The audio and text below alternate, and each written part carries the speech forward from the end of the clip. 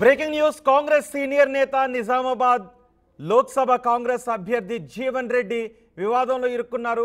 ప్రచారంలో ఒక మహిళ చెంపపై కొట్టారు అంటూ సోషల్ మీడియాలో వీడియో సర్క్యులేట్ అవుతోంది. మహిళను కొట్టారు అంటూ బీఆర్ఎస్ జీవన్ రెడ్డిని టార్గెట్ చేసింది. సోషల్ మీడియాలో ఇప్పుడు మీరు చూస్తున్న వీడియో వైరల్గా మారింది. ఈ వివాదం ముదరడంతో వివరణ ఇచ్చుకున్నారు జీవన్ రెడ్డి.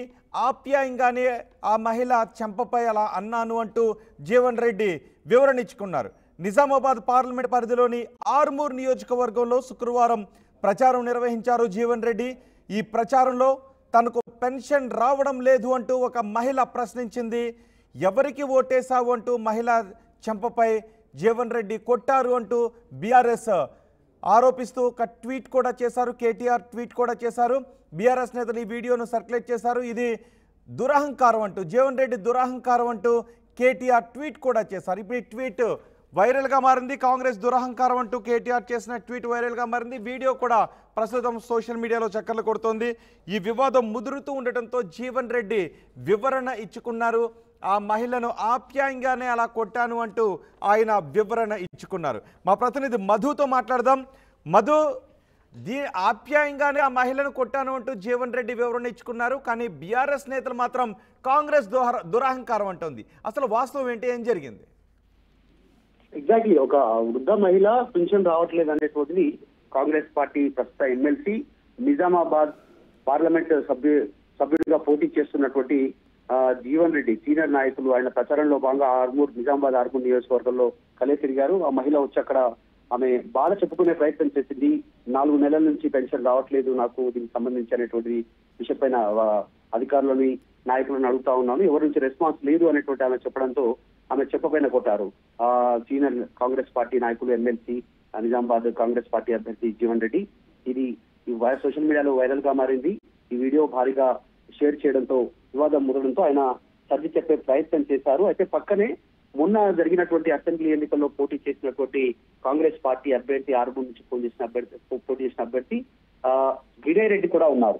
అయితే ఆమెను అడగడంతో అసలు నీవు లాస్ట్ మొన్న అసెంబ్లీ ఎన్నికల్లో ఎవరికి ఓటేసావు అంటూ ఆయన అడిగారు. ఆమె అడిగినటువంటి క్వశ్చన్ కి, అంటే పెన్షన్ గురించి ఆమె అడిగితే ఓటు ఎవరికి వేసావు లాస్ట్ ఎలక్షన్ లో అడగడంతో ఆమె విజయ్ రెడ్డికి వేసాను, కాంగ్రెస్ కి వేసానని చెప్పింది. అమ్మాయి చెప్పిన కూడా ఆ మహిళను చెంపపైన కొట్టడంతో ఒక్కసారిగా షాక్ కు గురైంది ఆ మహిళ. విజయోత్సవం మనం చూడొచ్చు, చాలా గట్టిగానే కొట్టినట్టుగా కనిపించింది. అందుకే ఆ వృద్ధ మహిళ అమ్మ కొంచెం షాక్ కు గురైంది. ఒక్కసారిగా అవాక్ అయినటువంటి సిచ్యువేషన్ ఉంది.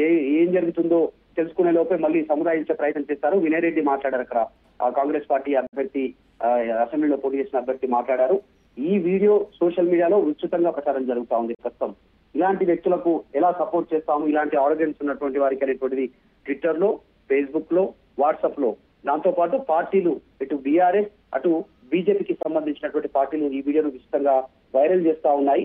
దీని డ్యామేజ్ ని గుర్తించి జీవన్ రెడ్డి రెస్పాండ్ అయ్యి, నేను సరదాగానే అలా కొట్టాను, ఆప్యాయంగానే కొట్టాను, కానీ నేను కావాలని కోపంతో కొట్టలేదు అనేటువంటి వివరించుకునేటువంటి ప్రయత్నం చేశారు. రైట్ మధు, తెలంగాణ రాజకీయాల్లో మరో వివాదం చోటు చేసుకుంది.